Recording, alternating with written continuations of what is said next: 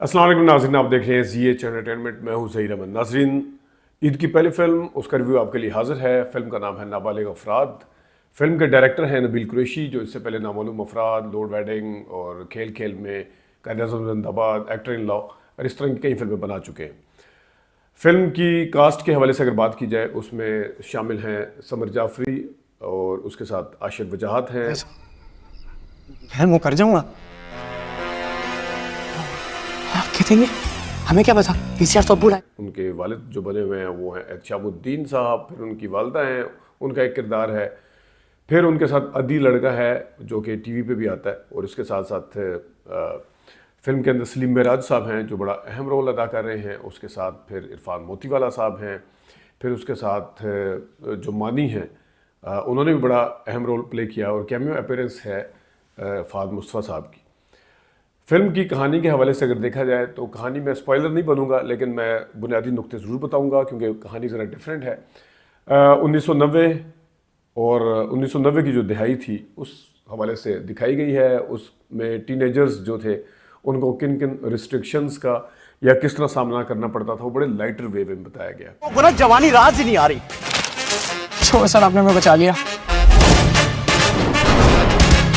और जो चीज़ें जो 90 के दिहाई देख चुके हैं, जिनके घर में एंटीना वाला टीवी भी था, जिनके घर में वीसीआर कभी कभार आता था, और जिनके घर में जो है वो बड़ी पाबंदियां थी कि ये करना है वो नहीं करना, फिल्म देखने पे पाबंदियां थी, और जो स्कूल में भी जब जाते हैं तो थे वो फेस करना पड़ता था। तो जब ये फिल्म देखेंगे तो उसके अंदर बड़ा आपको महसूस होगा कि हाँ ये होता था, बिल्कुल ऐसे ही होता था, ये चीज़ भी बिल्कुल ऐसे होती थी, और पेरेंट्स बिल्कुल इस तरह करते हैं और टीचर इस तरह करते थे, और जो टीनेजर हैं वो उनको ये सामने करने पड़ते थे। ये सारा कुछ होता था, क्या पेपर्स देने से लेके और जो घर के अंदर माहौल होता था, और जो जिस तरह मैंने बताया वीसीआर के हवाले से अगर बात कर लें उस हवाले से, तो इस पे सारा कुछ देखने वाले को बिल्कुल महसूस होगा, देखेगा कि ये होता था।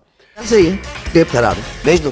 बैठना है। चोरी करो, डाका डालो, टोल लूटो, मुझे नहीं पता, मुझे 2000 रुपये चाहिए। 90 की दिहाई को दिखाना जो है आजकल के दौर में, वो भी एक काम है जो कि नबील कुरैशी ने बहुत ही खूबसूरत तरीके से दिखाया है। उनके वार्डरोब से लेके कपड़ों बालों के हेयर स्टाइल और से लेके फिर जो पीछे चीज़ें पड़ी हैं बैकग्राउंड के ऊपर, कहीं पे भी आपको कहीं पे भी महसूस नहीं होता कि आप ये फिल्म जो है ये अभी 2024 की बनी हुई फिल्म है और इस ज़माने की फिल्म देख रहे हैं। आपको भरपूर तरीके से आप पीछे चले जाते हैं, और बैकग्राउंड में यानी कि छोटी छोटी चीज़ों का भी ख्याल रखा गया है कि वो जो आपको याद होगा एक चार्जिंग वाली लाइट आई थी, लंबी से होती थी, वो आगे 2 ट्यूब्स छोटी छोटी लगी होती थी, वो भी बीच में दिखाई गई हैं। फ्रिज के ऊपर अक्सर लोग स्टिकर लगाते थे, वो भी दिखाया गया। वो टेप रिकॉर्डर होते थे उस वाले कैसेट वाले, वो भी दिखाए गए हैं उसमें। और उसमें जो है आवाज़ें, बैकग्राउंड आवाज़ों का बड़ा क्या, टीन डब्बल है, इस तरह की आवाज़ें आती है, वो भी उसी तरह दिखाया गया है। तो ये 1990 का जो माहौल था वो तो हम बिल्कुल कह सकते हैं कि भरपूर तरीके से दिखाया गया। उसके साथ साथ फिर सलीम मेराज का जो दुकान का है, उसमें VHS कैसेटें पड़ी हुई हैं जो दिखाते हैं, जिसके अंदर फिल्में देखते थे VCR में जो चलती थी, और वही वाले सामने करने पड़ते थे हमें। VCR का हेड ख़राब हो गया, VCR ऊपर से खोला है और फिर वो कैसेट अंदर फंस गया, वो बिजली के बगैर निकलेगी नहीं, बिजली जा चुकी है, पेरेंट्स का ख़तरा है आने का कि आ जाएंगे। तो इस तरह का जो माहौल है और इस तरह की जो सिचुएशन है, इसका सामना यकीनन आप वो लोग जो कम से कम इस वक्त 40-50 के गेड़े में हैं या 55-60 के गेड़े में, वो सारी चीज़ें इस तरह की देख चुके हैं और इस तरह की गुजार चुके हैं, फेस कर चुके हैं। तो एक इस हिसाब से बड़ा अछूता और यूनिक किस्म का आइडिया जो कि मेरे ख्याल में डायरेक्टर ने उसको लेके आया पर्दा स्क्रीन के ऊपर। VCR जैसी नहुसत से दूर रहेंगे। अरे भाई वादा करें। निकलना है। फिल्म की डायरेक्शन के हवाले से पहले बात कर लें, चलें पहले अदाकारी के हवाले से बात कर लेते हैं। ये फिल्म की कहानी मैंने आपको बता दी, अब डायरेक्शन मैं बाद में बताता हूँ। अदाकारी पे आ जाते हैं। अदाकारी में वजाहत रऊफ साहब बहुत ही ज़बरदस्त काम किया। उन्होंने जॉन फिल्म में जब काम किया था, मैं तो उनका उस वक्त से फ़ैन हूँ। उसके साथ अच्छा, एक फिल्म बंदा अच्छी कर लेता है या एक ड्रामा अच्छा कर लेता है तो उससे निकलना भी होता है उसको। तो जॉन से भरपूर तरीके से जो आशिर हैं वो निकले हैं इस फिल्म के अंदर, और उनके फेस एक्सप्रेशन, उनकी आंखें वगैरह, अगर आपको याद हो इस्लाम डॉग मिलीनियर आई थी जो, उसके अंदर जो लड़का था उससे कुछ कहीं ना कहीं महसूस होता है उस तरह के मिल रहे, लेकिन उनका कहीं पता नहीं चलता कि इन्होंने डायलॉग याद किए, उसके फेस एक्सप्रेशन भी हों और उनकी डिलीवरी जो है, डायलॉग की डिलीवरी बहुत ही ज़बरदस्त है और कहीं आपको नहीं पता चलता। उसके साथ उनके भाई का जो करेक्टर अदा किया है, अब ये दो भाई होते हैं मज़हर और फ़खर, ये मज़हर थे और फ़खर जो है वो समर जाफरी बने हैं, उन्होंने भी बड़ा ज़बरदस्त काम किया है, वो भी बहुत ही मतलब है कह लेंगे, दोनों भाई नज़र भी आए हैं, केमिस्ट्री इनकी अच्छी थी, मेन होता है केमिस्ट्री, उसके अंदर घुल मिल जाना आपस में या जल इन करना, वो बिल्कुल उसके अंदर नज़र आता है। तो उन्होंने एक आध जगह पे शायद कहीं वो जहाँ पे वो बिजली चली जाती है मैंने तो हो गया शायद थोड़ा सा वो मुझे और लगा थोड़ा सा।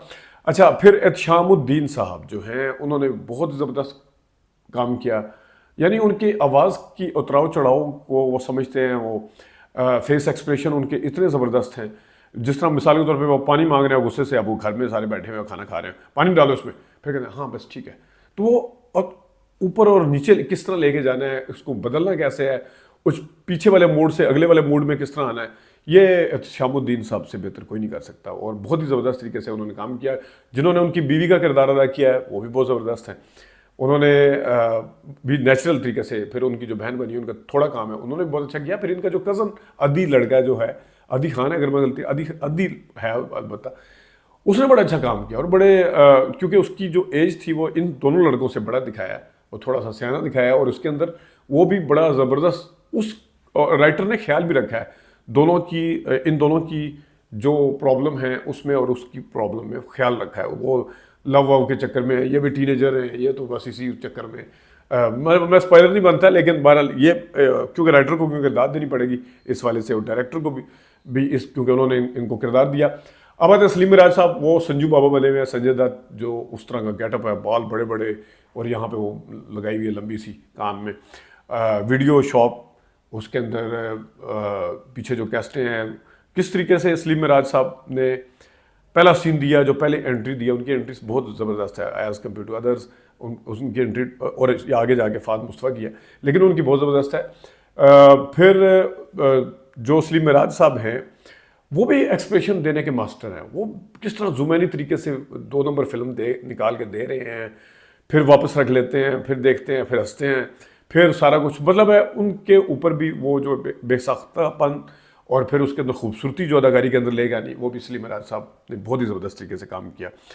फिर इनके साथ वो पुलिस वाला जो था उसने अच्छा, मानी ने बड़ा अच्छा काम किया। मैंने आपको याद होगा लफंगे के ऊपर भी मैंने तनकीद की थी, फिर मैंने 3 औरतें ये जो 3 मेरी कहानियाँ जो आई थी उसके अंदर भी तनकीद की थी, लेकिन इस फिल्म में वो अपने किरदार में रहे हैं मानी, कहीं वो अपने किरदार से बाहर नहीं निकले। स्कूल के टीचर का किरदार है और किस किस तरीके से उन्होंने एक्सप्रेशन दिए हैं, जुमैनी किस्म के, परेशान, वो भी वहीं पे पकड़े जाते हैं वगैरह। तो जितने वो अच्छे एक्सप्रेशन दे सकते थे और जितना अच्छा काम कर सकते थे मानी, उन्होंने वो किया है। इसके अलावा जो छोटे छोटे किरदार हैं उन्होंने भी बड़ा अच्छा काम किया है। जो जहाँ पे वो VCR बेचने जाते हैं उन्होंने दो जगह वहाँ पे है। और अच्छा, इसके अंदर अदाकारी में कोई बंदा ऐसा नहीं है जिसने अपने काम के साथ इंसाफ ना किया। अब आते हैं जनाब फिल्म की जो कैमरा वर्क है, मुझे बड़ा अच्छा लगा है। अगरचे वो नहीं है उस तरह ड्रोन शॉट्स वगैरह तो नहीं है लिए हुए, फिल्म जो है वो लिमिटेड टाइम में बनी भी है और जल्दी बनाई गई है, लेकिन कहीं पे आपको फील नहीं होता क्योंकि बाज़ दफ़ा मैंने देखा है, अब मैं किसी हदायतकार का नाम नहीं लेता, एक हदायतकार हैं जो बहुत ज़्यादा फिल्में बनाते हैं, आजकल के दौर में बहुत ज़्यादा फिल्में बनाते हैं, उनका मैं नाम नहीं लेता, लेकिन वो लपेटते हैं। समटाइम आपको नज़र आता है कि यार इधर से अगर 2 किरदार चलते हुए आ रहे हैं तो इधर से भी शॉट लिया जा सकता था, इधर से भी, लेकिन वो होता है लपेटना कि जल्दी जल्दी फिल्म। इन्होंने अगरचे नबील भाई ने जल्दी बनाई है, नबील कुरैशी साहब ने, लेकिन वो फील नहीं होता। उन्होंने मतलब स्कूल को पूरे तरीके से दिखाया है, किरदारों को दरमियान OTS, सामने से मास्टर शॉट और फिर एक ही उससे किरदार निकलते हुए, मतलब एंगल उन्होंने मैक्सिमम जितने यूज़ कर सकते थे वो उसमें किए हैं। ये तो है जनाब साहब कैमरा वर्क, इसका एडिटिंग भी अच्छी है। और उसके साथ अब डायरेक्शन के ऊपर अगर आ जाए, डायरेक्शन जो है वो इस फिल्म में शायद कहीं पे जाके शायद पहले हाफ के एंड के ऊपर थोड़ा सा महसूस होता है कि जो सिचुएशन चल रही है वो ज़रा थोड़ी सी ड्रैग कर रही है, या फिल्म फिर सेकंड हाफ में भी वापस आते हैं और फाद मुस्तफ़ा से आने से पहले तक जो है वो सूरत थोड़ी सी एक आध जगह फील होती है। अब ड्रैग फील नहीं होती क्योंकि 113 मिनट है वो ड्यूरेशन, इतनी 2 घंटे से कम है, तो वो अक्लमंदी से काम लिया, गाना नहीं है, तो इस वजह से इस ड्यूरेशन के अंदर फिल्म थी, तो शायद कहीं, लेकिन बहरहाल वो इतनी फील नहीं होती, वो हर फिल्म के अंदर कुछ ना कुछ ऐसा फील होना शुरू हो जाता है। लेकिन जो ओवरऑल डायरेक्शन है वो कंट्रोल में है, कहीं भी उन्होंने निकलने दी, कहानी के हिसाब से वो बिल्कुल कंट्रोल में। अब कैमियो जो अपीयरेंस है फाद मुस्तफा साहब की, उसको भी अच्छे तरीके से दिखाया है, लेकिन उसमें थोड़ा सा मुझे फील होता है जैसे, अगर मैं अदाकारी के पॉइंट ऑफ व्यू से आऊँ तो उनको वो रणवीर सिंह क्योंकि बने, या उससे पहले सलमान खान बने, उससे पहले वो सलमान खान के बाद अजय देवगन, अजय देवगन के बाद रणवीर बना है, वो इस तरह इंस्पेक्टर जो आप कायदे से जिंदाबाद में देख चुके हैं फाद मुस्तफा को, इसमें क्योंकि उन्होंने दाढ़ी शाड़ी भी, उसमें मुझे नहीं याद पड़ता, लेकिन इसमें खैर उनकी छोटी छोटी आई है, तो उनकी जो अपीयरेंस है वो उन तीनों के से ज़्यादा इस तरह चलता है जॉन रैम्बो सब आ गए मुझे, उनके फेस जो लिप्स की वो और आंखों की मूवमेंट और जो अपीयरेंस है उनकी, तो मुझे जॉन रैम्बो ज़्यादा लगते हैं as compare to Ajay Devgn लगेगा आपको या कोई और लगेगा। तो ये है उस पर। अच्छा, उसकी प्लेसमेंट, अब मैं क्योंकि मैं डायरेक्शन की बात कर रहा था, प्लेसमेंट उसकी उस जगह पे है जहाँ पे आपको फील होता है कि यार थोड़ा थोड़ा तो फिल्म बना लें, थोड़ी सी तो कहीं फिल्म आनी चाहिए, वहाँ पे शायद थोड़ी थोड़ी फिल्म आती है। लेकिन क्या कैमियो अपीयरेंस के साथ फाद मुस्तफा के साथ आप एक ऐसी चीज़ को, ये मैं डिस्क्लेमर दे रहा हूँ, मुझे फिल्म अच्छी लगी है, लेकिन मैं क्योंकि मेरा फ़र्ज़ बनता है बीइंग अ क्रिटिक ये बताना है कि जो लोग अब एक बहुत बड़ा मसला लेके आते हैं कि क्या ये फिल्म है या ड्रामा है, तो जी हाँ, ये फिल्म नहीं है, ये ड्रामा है इसकी कहानी के हिसाब से। अच्छा, एक और चीज़ मैं बता दूं, नाबालिग अफराद बिल्कुल साफ़ सुथरी फिल्म है, इसको बच्चों के साथ भी देखा जा सकता है, इसको फैमिली के साथ भी देखा जा सकता है। लेकिन क्या ये ड्रामा है और ये या फिल्म है, तो इसकी मेकिंग बिल्कुल ड्रामे वाली है, इसका सब्जेक्ट ड्रामे वाला है। अगर जितना आपको याद होगा ड्रामा 85-86 एक लगते थे लॉन्ग प्ले, या टेली थिएटर लगता था लॉन्ग प्ले, जैसे रोज़ी लगा था, तो इसको अगर उसमें ढाला जाता बजाय इसके, तो वो भी मतलब ड्रामे के तौर पे भी बन सकता था, क्योंकि इसकी मेकिंग, इसका स्टाइल, इसका बैकग्राउंड म्यूजिक, जैसा मैंने कैमरे बताया, कोई एक्स्ट्रा वो नहीं किया। फिर सबसे बड़ी बात है कि इसके अंदर गाना नहीं है। अब लोग मुझे कहेंगे कि गाने का अगर सब्जेक्ट नहीं बनता तो गाना क्यों डाला जाए, तो गाने का अगर सब्जेक्ट नहीं बनता तो फिर गाना ही फिल्म की जो सिनेमाटोग्राफी है और फिल्म का जो टेम्पो है वो आपको, और तीसरा नंबर पर जो एलिमेंट पाया जाता है वो गाना है। अगर ये तीन चीज़ें नहीं हैं तो फिर वो फिल्म नहीं है, वो टीवी वाला ड्रामा है, टीवी के ऊपर चलने वाला ड्रामा है। तो अगर जो लोग आजकल के ड्रामा वाली फिल्में देख रहे हैं और उनको पसंद आती है, उनको ये फिल्म लाजमी पसंद आएगी। लेकिन जो लोग कहते हैं कि ये फिल्म बननी चाहिए, फिल्म होनी चाहिए, खुद नबील साहब को पता है जिस तरीके से कायद-ए-आज़म जिंदाबाद उन्होंने फिल्म के उसमें बनाई थी, तो ये इसका जो जॉनरा है वो फिल्म वाला नहीं है, वो टीवी वाला है। तो ये एक थोड़ा सा फ़र्क है, तो जिसकी वजह से ये मैं डिस्क्लेमर दे रहा हूँ। फिल्म मुझे अच्छी लगी है, मेरे ज़माने के जो पुराने लोग थे, टॉपिक के हिसाब से सबको फिल्म अच्छी लगेगी, लेकिन जो लोग फिल्म देखना चाहते हैं, वो ड्रामा नहीं देखना चाहते टीवी वाला, उनको शायद थोड़ी सी प्रॉब्लम होगी क्योंकि गाने नहीं है। अब मैं अगेन कह रहा हूँ कि गानों का इस टॉपिक में नहीं बनता था। शायद जिस तरह वो दोस्ताना फिल्म में कोई भाई भाई वाला कोई गाना दिखा देते, साथी में आसिफ रज़ा मीर को दिखा दो, तो अमिताभ बच्चन का और उसका दिखाया था, इस तरह कोई दिखा देते तो गाना वो भी शायद ज़बरदस्ती लगता। लेकिन शायद वो जो लड़की है उसके साथ अगर उसका आदि का दिखा देता, कोई ख्यालों में एक आदि दिखा दिया जाता, तो उसकी फिर बनती थी। तो ओवरऑल फिल्म जो है वो अच्छी बनाई गई है। अच्छा, फिल्म के अंदर थोड़े से शायद मसाइल भी हों। मसाइल इस तरह से हैं कि जिस तरह अब 1000 का नोट है, वो उस ज़माने में 1000 का बड़े वाला नोट होता था, ये फिर छोटे वाला नोट बाद में आया। अब वो 1000 वाला जो 2000 का नोट दिखाते हैं वो बहुत ही थका हुआ पुराना है। मतलब अगर आप 1990 की दिहाई में फिर रहे हैं तो उस ज़माने, आजकल के ज़माने में भी पुराने नोट आते हैं, लेकिन वो बहुत ज़्यादा मुके हुए, ख़त्म हुए नहीं होते। तो मेरे ख्याल में नबील साहब ने कोई स्टेट बैंक से या किसी के पास पड़े हुए होंगे, वो कुछ लोगों को नोट जमा करने का होता है, वो वहाँ पे रखा होगा या उनसे स्टेट बैंक से रब्ता किया होगा। तो उस ज़माने के नोट, वो तो हम तो 1990 दिखा रहे हैं, 2024 में तो नहीं दिखा रहे। तो उस ज़माने के नोट के अंदर थोड़ा सा जान दिखानी चाहिए थी, वो जान कहीं आपको नज़र नहीं आती। एक आध जो सलीम मिराज साहब के पीछे फिल्में लगी हुई हैं, शायद कल हो ना नहीं, बल्कि वो मैं हूं ना का मेरे सामने पोस्टर, मैं हूं ना 2004 की फिल्म है उसका है, या कुछ फिल्में आपको ऐसी नज़र आती हैं जो 90 की दहाई से हट के एक दो फिल्में आपको नज़र आती हैं, तो वहाँ भी थोड़ा सा फील होता है कि ये इस तरह है। एक स्कूल बैग जो था, आपको याद होगा हमारे ज़माने में बैग वो सीधे ऊपर से पूरे खुलते थे। ये वाले जो बैग हैं ये आजकल के ज़माने के हैं, जो अभी उठाए हुए, बीच में एन भी लिखा हुआ है, बीच में ब्रांड भी। तो इसका क्लास के अंदर ओवरऑल ख्याल रखा गया, और जहाँ पे पेपर होता है तो बाकी सब ने एक जैसा यूनिफॉर्म पहना हुआ, जो आखिर वाला लड़का जब टीचर पेपर लेता है उसने यूनिफॉर्म किसी और कलर का पहना।